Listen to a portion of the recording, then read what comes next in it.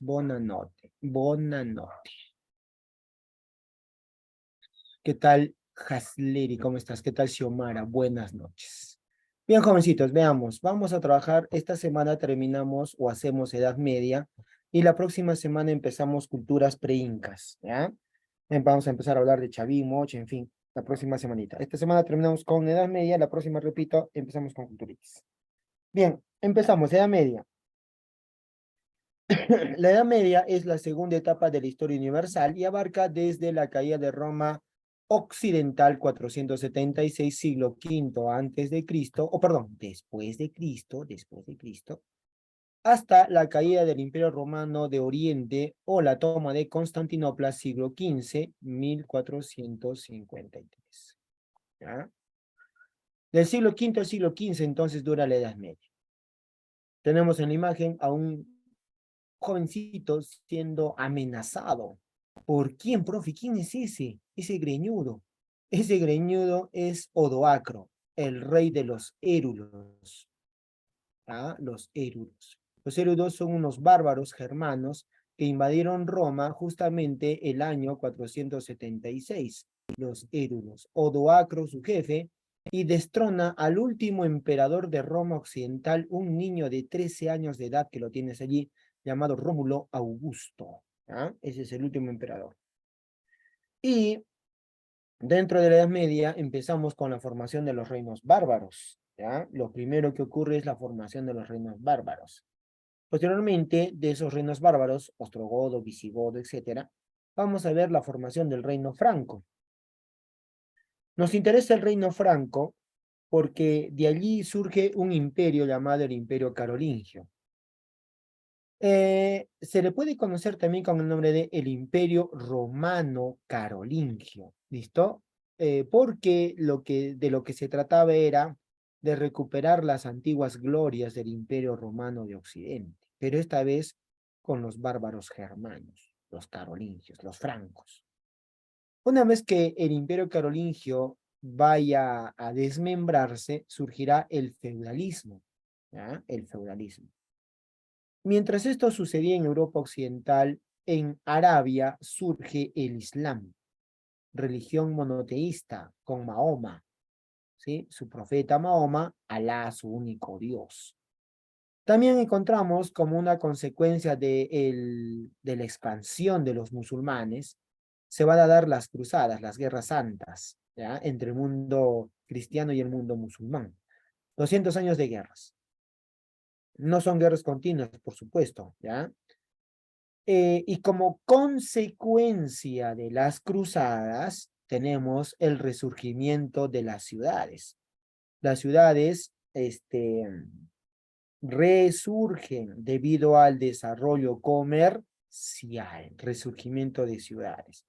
Por otro lado, en esas ciudades que resurgen debido al comercio, sobre todo con el oriente, van a traer las especias, y surge una nueva clase social que no tiene nada que ver con los nobles, ni con los miembros del clero, ni tampoco con los campesinos, sino que se llama la burguesía, una nueva clase social que tiene poder económico.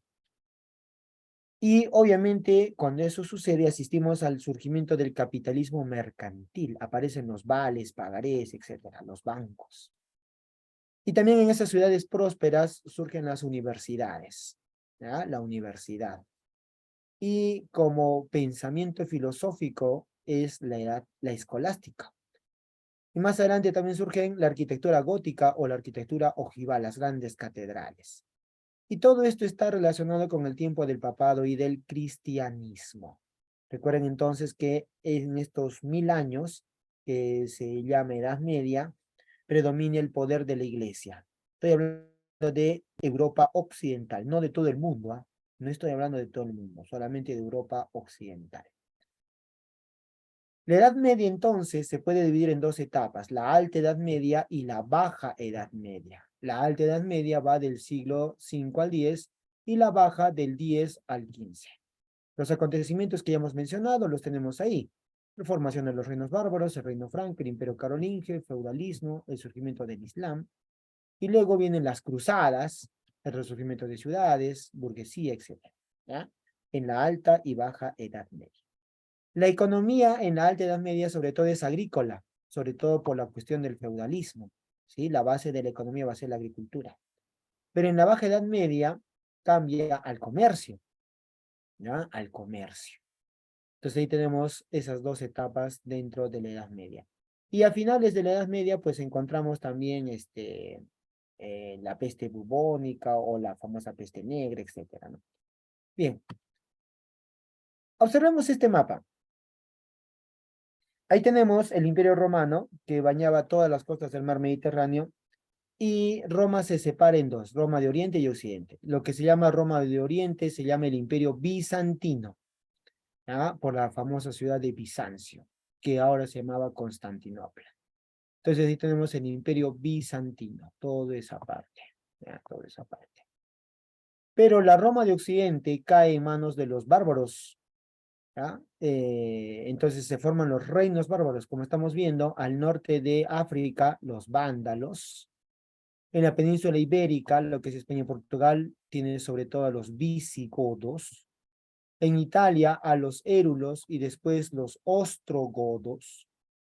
En la parte de Britania, los anglos y los sajones, que después van a formar un solo reino llamado Inglaterra. Y me interesan las Galias. Esta parte se llama Galia, y ahí se van a localizar los francos, el reino franco, ¿ya? La Roma oriental, el Imperio Bizantino, era, obviamente, continuaba el Imperio Romano allí, pero con su capital Constantinopla, y era un imperio oriental culto, con gran esplendor cultural. La decadencia cultural había llegado a Roma de Occidente, porque recuerden que estos bárbaros, francos, visigodos, ostrogodos, no saben leer ni escribir, son incultos, ¿ya? Entonces, la cultura en Europa occidental, en la Roma occidental, decayó bastante. Es una época de ruralización, las ciudades pierden su vigor, ¿ah? Entonces hay mucho vandalismo, entonces esa es la época que vive Europa durante ese momento, ¿ya? En cambio, la Roma de Oriente, repito, eso es más culta, ¿ya? Tiene influencia griega, inclusive, y van a ver con cierto desdén y menosprecio a los que viven en Europa occidental. Recuerda que ahí ya no existe el Imperio Romano, los han reemplazado los bárbaros. Pero estos bárbaros, francos, visigodos, ostrogodos, vándalos, anglos, etcétera, aprecian lo romano, se sienten romanos, ¿ya? Entonces, si bien es cierto, políticamente hablando, es decir, no hay autoridades romanas, no hay cónsul, no hay censor, no hay pretor, no hay emperador romano, pero la cultura romana queda. Estos bárbaros se romanizan, ¿sí? Quieren aprender el latín, de hecho lo van a ir aprendiendo y lo van a mezclar con sus lenguas, y ahí surgen las lenguas romances, el castellano, el catalán, el rumano, el italiano, el francés, etcétera. Entonces, cuando los bárbaros forman sus reinos, la base de sus leyes va a ser el derecho romano, ¿ya? Y van a recopilar antiguas leyes romanas. Entonces, repito, es cierto que cayó políticamente Roma, ya no hay autoridades romanas, pero la cultura romana pervive en los bárbaros. Si bien es cierto, repito, son bárbaros incultos, pero se van a creer herederos de la antigua Roma de Occidente. Entonces, ahí tenemos el imperio romano cae y el otro imperio bizantino todavía predomina. Entonces, de esos reinos bárbaros, como ya les dije, vamos a ver a los francos, el reino franco, porque de ahí va a surgir el imperio carolingio. Cuando hablamos del reino franco, me interesan sobre todo los últimos reyes, los que se llaman reyes holgazanes. ¿Sí? ¿Por qué se llaman reyes holgazanes, profe? Porque estos reyesitos ya no van a gobernar. ¿Cómo que no? ¿Y quién va a gobernar? Las tareas políticas y militares se las van a dejar a sus mayordomos, mientras que estos reyes se dedican a asuntos religiosos. ¿Ya? Entonces ahí tenemos a los mayordomos que gobiernan el reino franco. Uno de esos mayordomos es Carlos Martel, ¿sí? O Carlos Eristal. La importancia de Carlos Martel es que detiene el avance de los musulmanes en la batalla de Poitiers. ¿Qué había pasado? Te explico, mira, regresemos un poquito acá. Mientras esto, lo que te conté, está sucediendo en Roma de Occidente, en Roma de Oriente, perdón, aquí por Arabia, si uno sigue el mapita, aquí está el río Nilo, ¿sí? Por aquí está ¿cómo se llama esto? El Mar Rojo, ¿ah? Por aquí está la península arábiga, ¿listo? Y aquí en la península arábiga surge una nueva religión llamada el Islam. Y los musulmanes comenzaron a invadir territorios. Estos musulmanes van a invadir entonces toda la península arábiga, norte de África, conquistan a los vándalos y se van a ingresar a la península ibérica por el estrecho de Gibraltar y van a dominar a los visigodos. Se apoderan los musulmanes de este territorio, España y Portugal. Solamente al norte, en la región vasca, van a sobrevivir los visigodos. Y los musulmanes penetran al reino franco, ¿sí? Y se va a dar la batalla de Poitiers. Es muy importante esa batalla porque Carlos Martel detiene el avance musulmán. Los cristianos se salvan de la arremetida musulmana. Y solamente entonces los musulmanes van a dominar la península ibérica. Y ahí va a estar la frontera entre el mundo islámico y el mundo cristiano de los francos. Así que fue importante Carlos Eristal. Por eso lo tenemos aquí en la batalla de Poitiers, ¿ya? El año 732 después de Cristo, obviamente. Pero recuerda que él no es el rey, él es un mayordomo. Entonces, luego se muere Carlos Martel y le sigue como mayordomo de los merovingios, es la dinastía merovingia la que está gobernando, pero son estos mayordomos los que hacen política. Bien, muere Carlos y viene su hijo Pipino. Pipino el breve, Pipino el chiquitín. Le decían Pipino porque era pequeño de tamaño, pequeño de estatura. El rey Pipino. Entonces, Pipino, repito, es un mayordomo, pero se va a hacer rey. ¿Cómo así? Porque Pipino le ayuda al Papa Esteban. Y el Papa Esteban lo corona rey de los francos. Cambiamos de dinastía.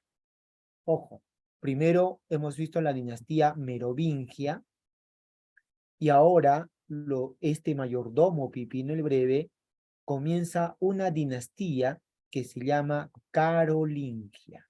Se debería llamar dinastía pipínida. También se le puede llamar así, por Pipino. Pero se llama carolingia en homenaje a Carlos Martel. ¿Listo? Carolingia. Entonces, pregunta de examen de admisión. ¿Quién es el primer rey de la dinastía carolingia? La respuesta, Pipino. ¿Ya? El primer rey. Entonces, Pipino ya está feliz. Soy rey, dice. Bien. Sacaron a los merovingios. Y en agradecimiento de ello, el rey Pipino, el nuevo rey de los francos, le da una donación. Es decir, le regala algo al Papa, le regala tierras, ¿ya? Entonces, de esa manera surgen los estados pontificios, casi la mitad de Italia, el centro de Italia, para el Papa. Papita, toma tus tierras. El Papa está feliz, yupi, dice. Entonces, el Papa se convierte no solamente en un líder religioso, sino también en un líder político. Pero recuerda que este rey, el Papa, con los estados pontificios, no tiene ejército. Entonces, ¿quién le va a ayudar al Papa cuando alguien lo invada? Si no tiene ejército. Alguien tiene que ayudarlo. Entonces se forma un concordato, un acuerdo entre la iglesia y el rey Pipino. ¿Ya? Entonces, si el Papa tiene algún problemita, Pipino lo va a ayudar. Entonces se murió Pipino y su hijo, Carlos el Grande, llega a ser rey de los francos, segundo rey de la dinastía carolingia, Carlos Magno, Carlos el Grande. Pero el Papa León III tiene un problema y Carlitos lo ayuda. Yo voy, papita, yo te ayudo. El papita León III, en agradecimiento, lo corona emperador, escúchame bien, ¿ah? Emperador del Imperio Romano de Occidente. Pero, profe, si Roma ya no existe, es verdad, Roma ya no existe, pero quieren hacer resucitar las antiguas glorias del Imperio Romano, pero con los bárbaros francos. Así que el Papa León III lo corona emperador por el poder que Dios le ha dado. ¿Sí? Por el poder que Dios me da, te corono emperador. Y ahí lo tenemos al papita León III coronando al rey Franco en emperador de los romanos. ¿Ah? Emperador de Roma Occidental. Quieren hacer resucitar la antigua Roma occidental, pero con poder de los bárbaros francos. Y eso ocurre en la Navidad del año 800, 25 de diciembre del año 800. Pregunta de examen de admisión. ¿Quién fue coronado en la Navidad del año 800 como emperador de Roma? Carlos el Grande. ¿Ah? Muy bien. Entonces, ahí ya recién empieza el Imperio Carolingio. El Imperio Carolingio. ¿Listo? Con los germanos francos. Entonces, pues, ahí tratan de resucitar al Imperio Carolingio, al Imperio Romano Carolingio. Pero hay un problemita, ¿no? Que los carolingios son incultos. A comparación de la otra Roma, estos no saben leer ni escribir. Son unas bestias. Entonces, ¿cómo van a equipararse a la otra Roma? A la Roma de Oriente. Carlos el Grande, entonces, hace una serie de cambios, reformas.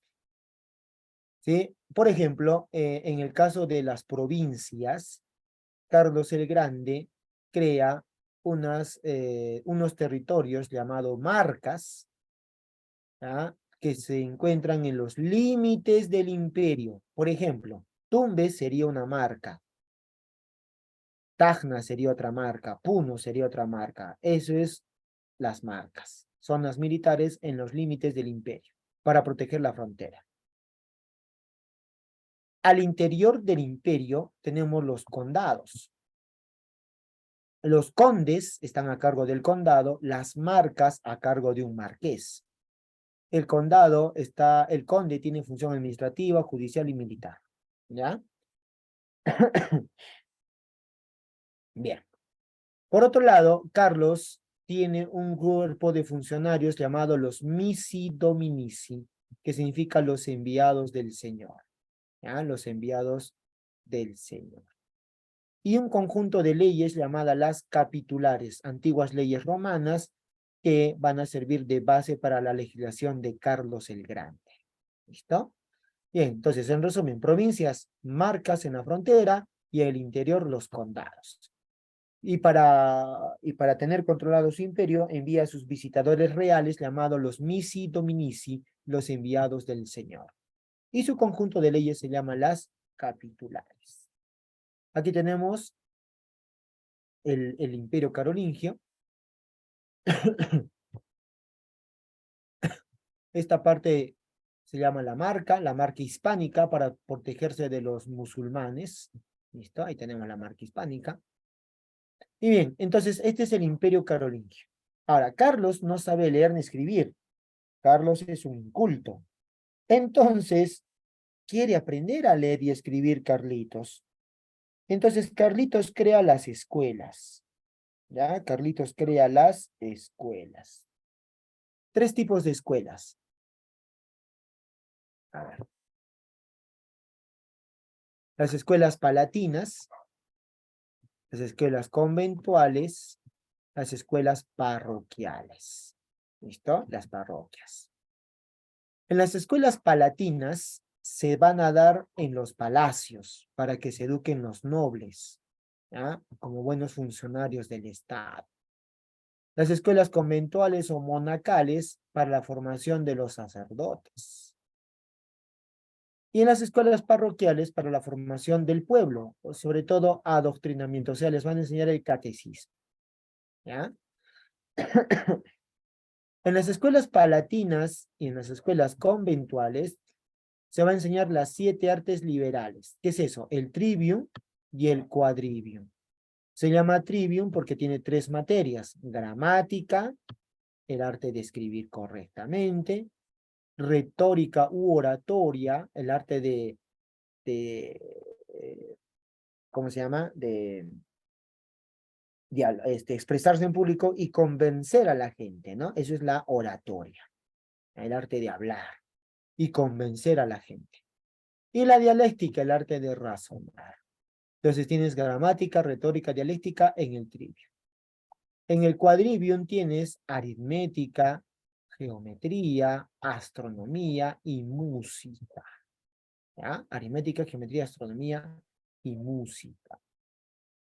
Bien, entonces ahí tenemos el renacimiento cultural carolingio. Recuerda que eran incultos, ahora pues quieren ponerse al día, hacer otra cosa, ¿no? Más educaditos. Bien, entonces ahí tenemos el resurgimiento cultural carolingio. Pero Carlos el Grande solamente duró como emperador 14 años. Recuerda que en la Navidad del año 800 lo coronaron emperador y murió Carlitos 14 años después. Murió en el año 814. ¿Ya? Y el poder de su imperio pasa a su hijo Ludovico. Ludovico Peluche, ahí está, mira, Ludovico Pío. ¿Ya? Ludovico Peluche. Luis el Piadoso significa hijo de Carlos el Grande. Carlos el Grande, cuando muere, repito, entonces tienes a Ludovico Pío. Pero Ludovico Pío es, como dice su nombre, piadoso, no le gusta la bronca. Cuando muere Ludovico Peluche, se van a pelear los hijos, ¿sí? Los 3 hijos, los nietos de Carlos. Y va a haber una enorme bronca. Y al final, en el Tratado de Verdún, se van a repartir el territorio. Se va a desmembrar el imperio carolingio. La parte que hoy día es Francia le va a corresponder a Carlos el Calvo. Sí, antes no habían apellidos. Tenías un nombre y luego una chapa que te caracterizaba, ¿no? Un motecito.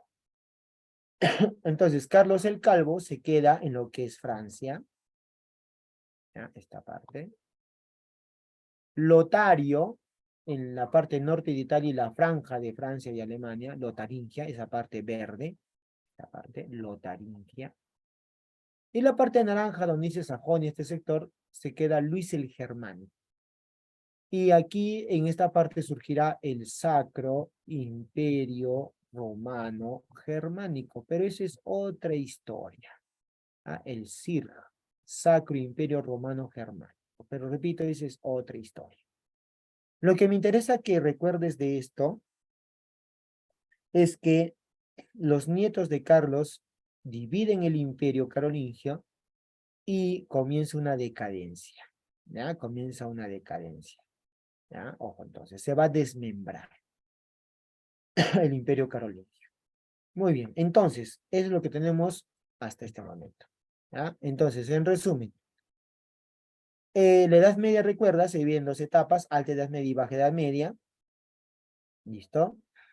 La Roma de Occidente es la Roma inculta, es la Roma bárbara, a comparación del Imperio Bizantino, que son cultos, ¿no? En fin. Y me interesa el reino franco, que se establece en las Galias. Y recuerda que cuando hablamos del reino franco tenemos 2 dinastías, la dinastía merovingia y la carolingia. Los merovingios, a los 3 últimos se llama reyes holgazanes, porque los que van a gobernar son sus mayordomos. Carlos Martel detiene a los árabes en la batalla de Poitiers. Luego viene Pipino, que se hace coronar rey. Ahí cambiamos de dinastía. Pregunta de examen. Primer rey de los carolingios, Pipino. ¿Ya? El segundo rey se llama Carlos, Carlos el Grande. Y él se hace coronar emperador en la Navidad del año 800. Ojo con eso. El Papa León III lo corona emperador. Y Carlos hace una serie de cambios. ¿Sí? Recuerda, Tenemos en la frontera, nacen las marcas, al interior del imperio nacen los condados. Tenemos a los supervisores llamados los misi dominici, enviados del Señor, y su conjunto de leyes que se llaman las capitulares. Crea las escuelas palatinas para los nobles, conventuales para los sacerdotes y parroquiales para el pueblo, para que les enseñen el catecismo. Obviamente, en las palatinas y conventuales se enseñan las 7 artes liberales, el trivium y el quadrivium. Trivium, gramática, retórica, dialéctica. Quadrivium, aritmética, geometría, astronomía y música. Renacimiento cultural. Luego se muere Carlos, el poder pasa a Ludovico, y Ludovico a sus hijos, y sus 3 hijos se sacan el ancho. Carlos el Calvo, Luis el Germánico y Lotario. Se va a desmembrar el imperio carolingio. Muy bien. Aquí dejamos esta parte. Esto, recuerda, sucede en Europa Occidental. Mientras tanto, ¿qué está pasando al otro lado del mundo? ¿Qué está pasando en Arabia? En Arabia va a surgir una nueva religión monoteísta llamada el Islam. ¿Ya? El Islam. La palabra Islam significa sumisión. ¿Ya? Sumisión, ser sumiso a la voluntad de Dios. ¿Ya? El Islam, sumisión. Su profeta Mahoma o Mahomet. ¿Ya? Ahí se le aparece el arcángel Gabriel, ahí está el arcángel Gabriel que lo va a instruir a Mahoma. En la otra imagen tienes una mezquita, bueno, un lugar donde se reúnen los musulmanes cada vez que peregrinan. ¿Ya? Esa es la Meca, la ciudad sagrada, la Meca. Antes de que Mahoma predique el Islam, hay que recordar algo. Los árabes, ¿ya? Se relacionan de alguna manera con los judíos, ¿no? Recordemos a Abraham,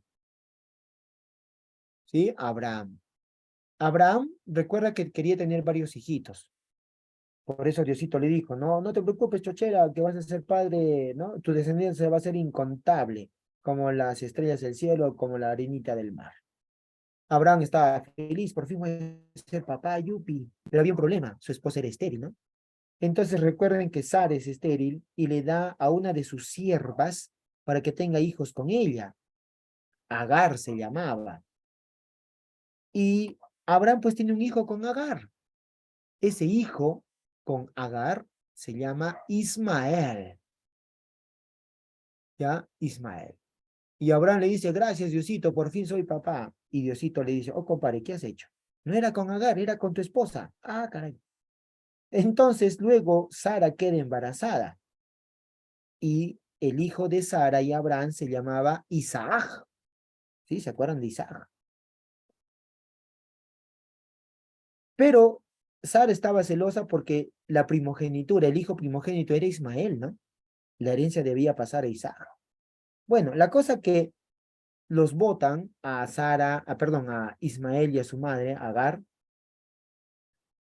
y en el camino se le aparece el arcángel Gabriel a Agar y le dice, no te preocupes, mujer, que tu hijo será padre de una gran nación. Entonces Ismael es padre de los árabes, ¿ya? Ismael da origen a los árabes. Entonces ahí se conecta. La historia sagrada va por Isaac, ¿no? Isaac tiene, un hijo llamado, bueno, 2 hijos, Esaú y Jacob. Jacob tiene 12 hijos, de ahí surgen las 12 tribus de Israel, las 12 tribus de Israel, y uno de ellos se llama Judá, de ahí viene el nombre de judíos, ¿no? Recuerdan al hermano que lo vendieron como esclavo en Egipto, José, ¿no? Bueno, ahí están los 12 hijos de Israel o los 12 hijos de Jacob. Entonces, de ahí surgen, repito, las 12 tribus de Israel. Y de esas 12 tribus de Israel hay una que se llama Judá, de ahí viene el término judíos, y de ahí pues nace Jesus Christ. Jesucristo era judío. Y la prédica de Jesús se transforma en el cristianismo. Entonces, ¿qué significa esto? Significa que las 3 religiones monoteístas, el judaísmo, el cristianismo y el islam son descendientes de Abraham. ¿Sí? Abraham es padre de todos, de judíos, de musulmanes y de cristianos. Entonces, aquí viene la historia de Abraham con Ismael y los árabes, ¿ya? Pero los árabes se habían vuelto politeístas, los árabes se habían vuelto animistas, creen en genios, duendecillos, ¿ya? Tienen sus ídolos. Hay una ciudad llamada La Meca, la ciudad sagrada era La Meca. Y en esa ciudad sagrada llamada Meca hay un templo, un santuario llamado la Kaaba. Y en ese templo llamado Kaaba veneraban y siguen venerando a una piedra negra que cayó del cielo. ¿Sí? Dicen que posiblemente será un meteorito. La cosa que era blanca y luego por los pecados del mundo se transformó en negra, ¿no? Los árabes al comienzo pues eran agricultores, comerciantes sobre todo, formaban grandes caravanas de beduinos y atraviesan todo el desierto. Pues bien, estos son los árabes antes del Islam, antes de Mahoma, separados, cada quien con sus dioses, etc. Pero llega Mahoma, ¿ya? Llega Mahoma, y Mahoma pertenece a una familia que son guardianes del templo, la familia de los coreichitas. Mahoma, o Mahomet, quedó huérfano de niño. Su padre y su madre murieron. Él se quedó al cuidado de su tío, pero no sabe leer ni escribir Mahoma. Se dedica al comercio, Mahomet, y toma contacto con Jerusalén, Palestina, Judea, todo ese sector, y conoce las ideas judías y cristianas. ¿Ya? Entonces, como era comerciante, repito, llega hasta Israel, Jerusalén, todo ese sector, y toma contacto con ideas cristianas y judías, recuerda. Se casa con su sugar mami, una señora mayor que él, adinerada, llamada Khadija, ¿ya? Su esposa Khadija. Y como ya tiene cierto tiempo, porque ya es millonario, en fin, se dedica a la oración, Mahoma. Y siempre le gustaba ir a orar al monte Gira. ¿Listo? Al monte Gira. En ese monte, Mahoma pasaba días orando y en uno de esos días se le aparece el arcángel Gabriel y lo instruye en la historia sagrada, ¿no? Y Mahoma entonces empieza su prédica. Encuentra oposición, obviamente, recuerda, son politeístas, y los primeros que van a transformarse al monoteísmo son su familia, Khadija, su esposa, sus hijos. Y Mahoma sigue predicando en la ciudad de la Meca, la ciudad politeísta, ¿no? En el año, mira, 622. Cuando predica en la Meca, casi lo matan a Mahoma. Tiene que escapar Mahoma, auxilio, auxilio. Entonces se va, escapa hacia la ciudad de Yatrib, que hoy día se llama Medina. Entonces de la Meca escapa a Medina, Yatrib. Eso se llama égira. Escúchame bien, ¿ah? Eso se llama égira. Si te pregunto, ¿qué cosa es la égira? La égira es cuando Mahoma huye de la Meca a Medina. Y es importante porque para los musulmanes este acontecimiento marca el inicio del calendario musulmán. ¿Qué significa eso?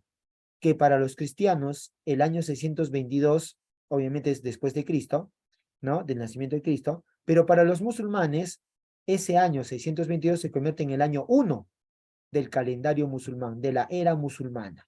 Ese es el año 1.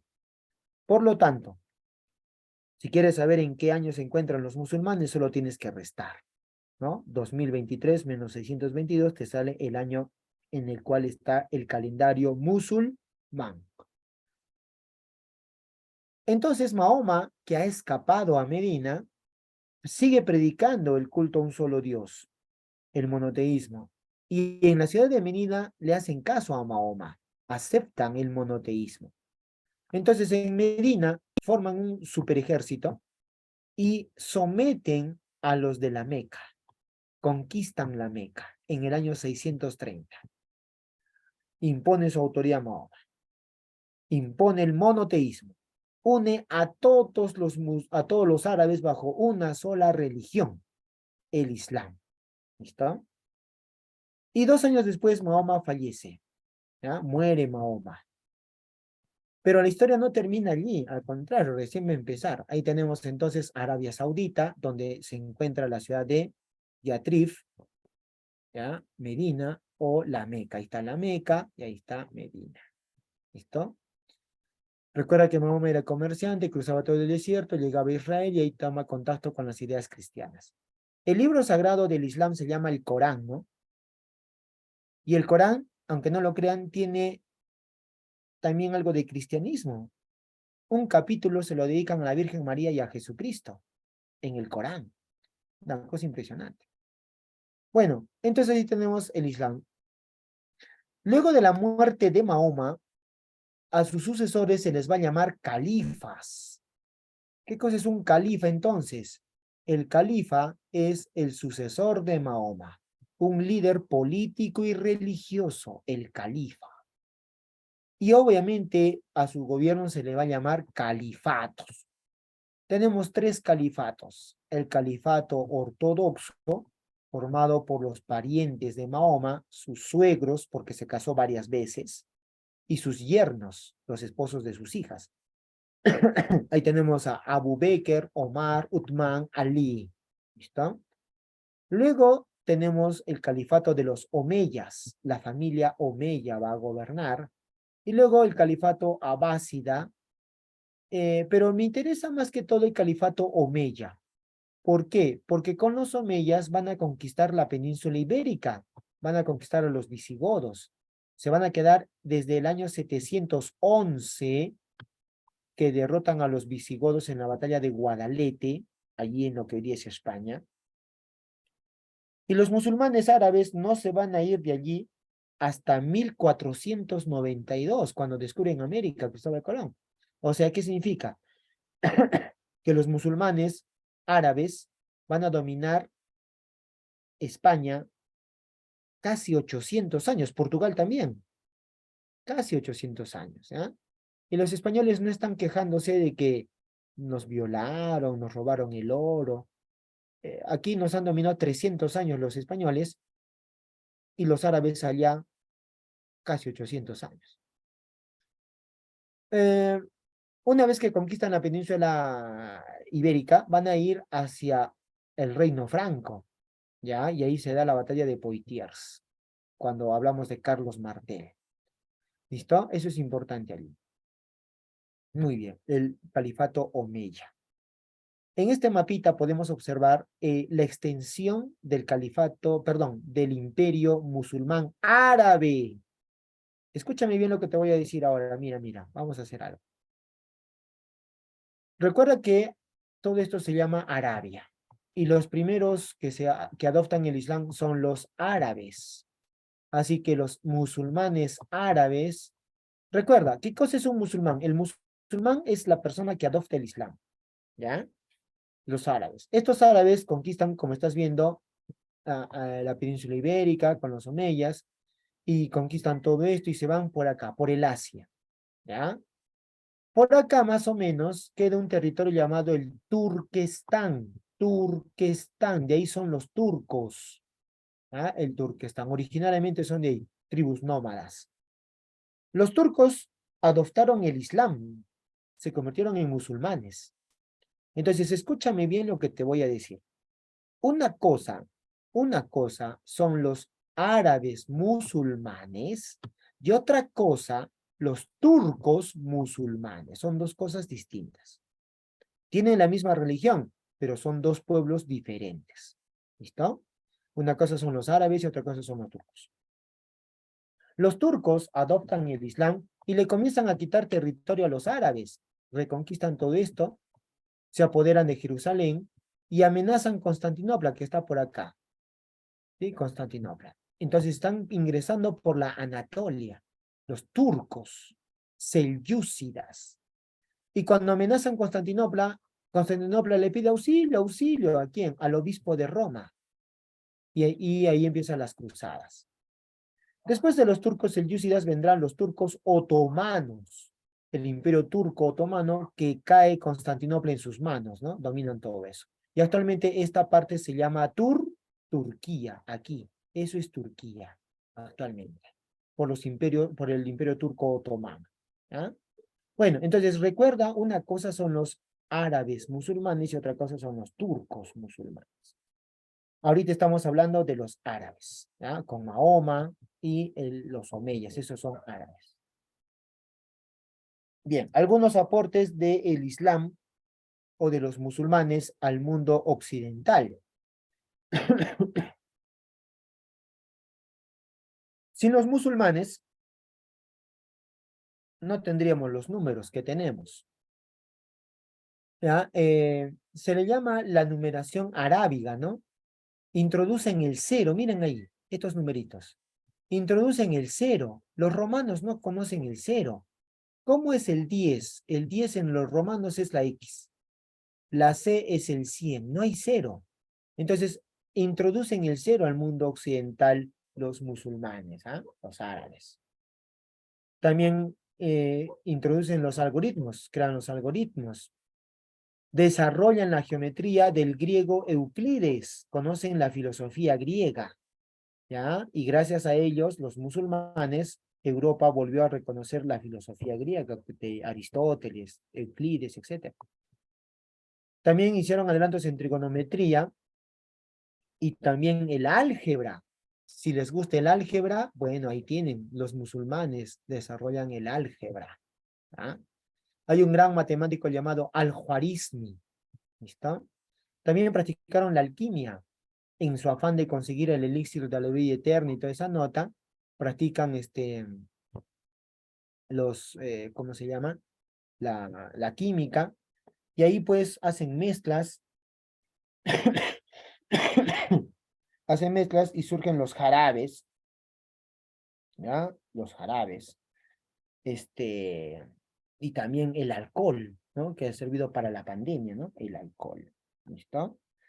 Los griegos tenían su propia numeración, los números griegos, pero más se usaban los romanos, ¿ya? Los números romanos.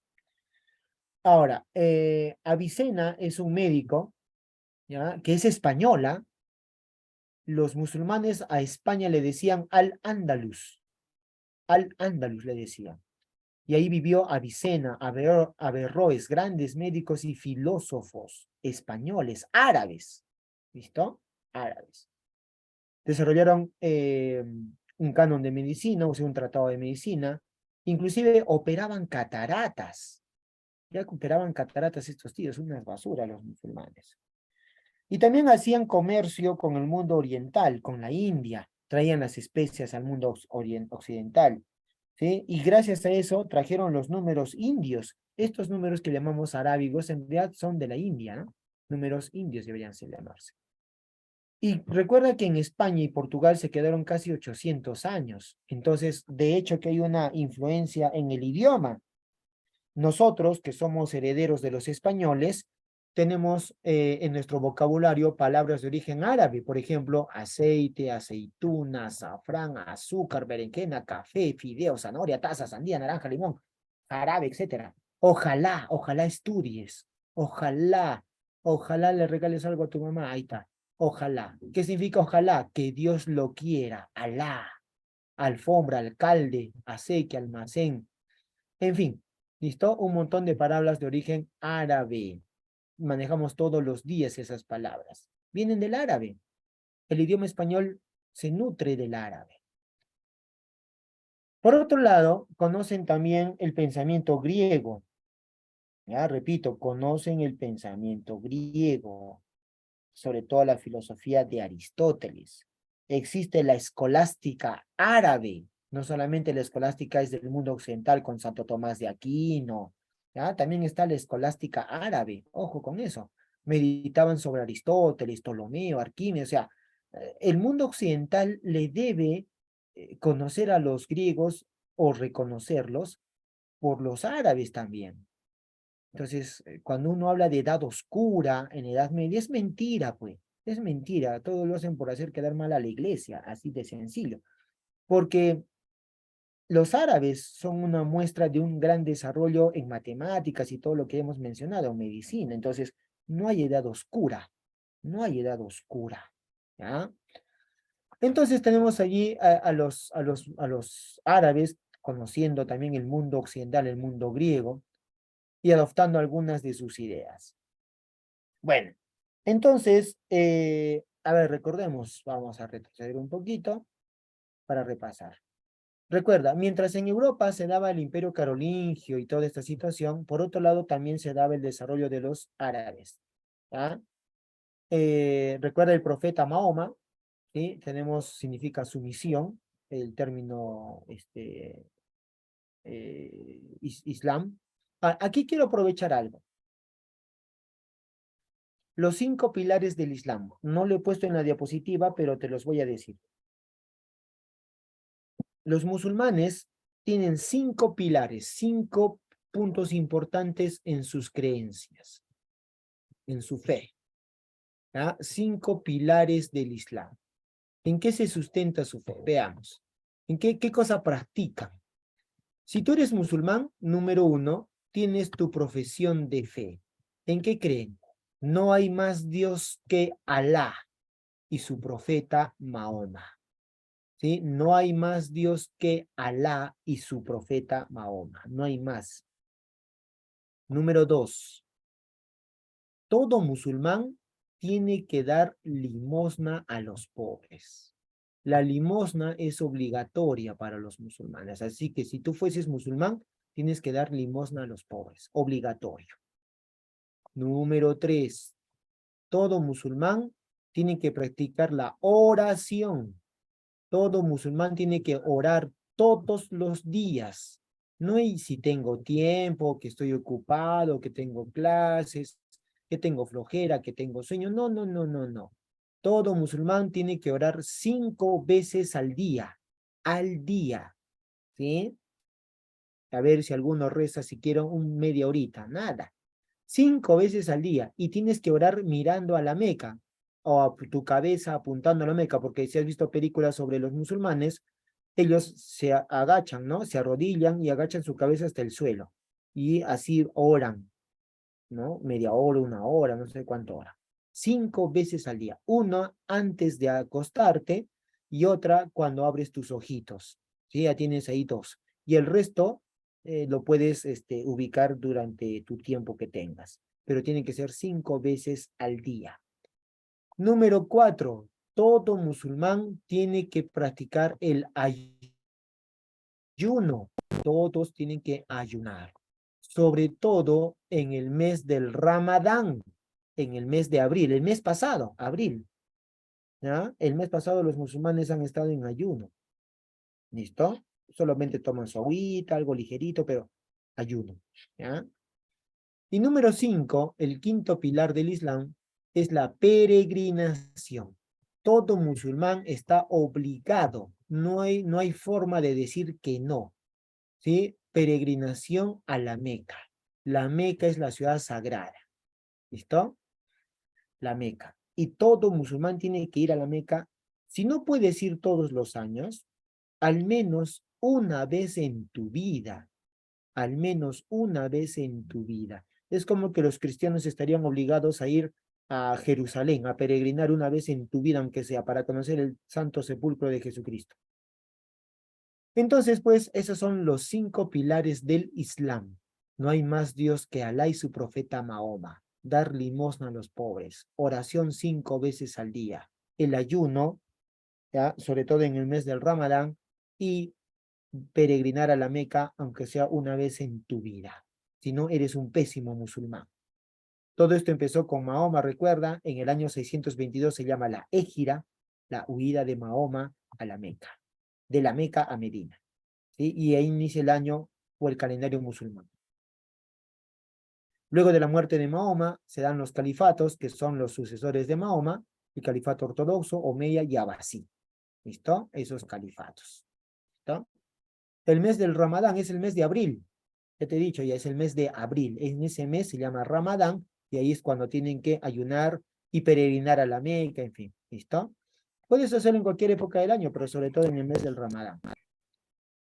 ¿sí? Los omeyas son los que llevan al imperio árabe, musulmán, en su máxima expansión territorial. Todo lo que estás viendo allí es producto de los ortodoxos y sobre todo los omeyas. ¿Ya? Ahí está. Y recuerda que en la península ibérica conquistan España y Portugal por casi 800 años. Y tenemos ahí algunos aportes, recuerda, álgebra, geometría, trigonometría, medicina, el alcohol, ¿no? Tratados médicos, introdujeron el cero, la numeración arábiga, etcétera. ¿Listo? Y también conocen el pensamiento griego. Listo, entonces, jovencillos, con esto terminamos esta primera parte de Edad Media y el día jueves estaremos viendo la segunda parte y con eso daremos por finalizado lo que es la Edad Media. Para la próxima semana empezar ya el tema de culturas peruanas. Bien, ¿alguna pregunta, alguna duda, alguna inquietud, mis estimados muchachos? Chicas, claro. Nada, todo está claro. Todo claro, profesor. Muy bien, Abigail. Bien, chicos, los dejo entonces, cuídense mucho.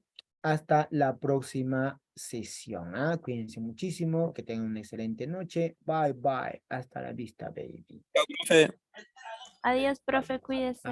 Adiós, adiós. Cuídense. Bye, bye. bye. Chao, chao. Por si acaso, si alguien quiere algún librito, ya salió el libro de historia, toda la historia allí. Pueden ir a la academia y conseguirlo, ¿ya? Cuídense mucho. Hasta la vista. Adiós. ¿En dónde, profe? En la academia, en la academia. Ahí está, ahí está. ¿Se compra o cómo es? Claro, pecado, o sea, ¿cómo quieres pagar? Precio, 10 luquitas, barato nomás. Está a 15, pero lo voy a dejar a 10 Muy por caro. ustedes. Precio Esparta, precio Esparta. Muy bien, cuídense. Adiós, hasta la vista. Bye, bye, adiós.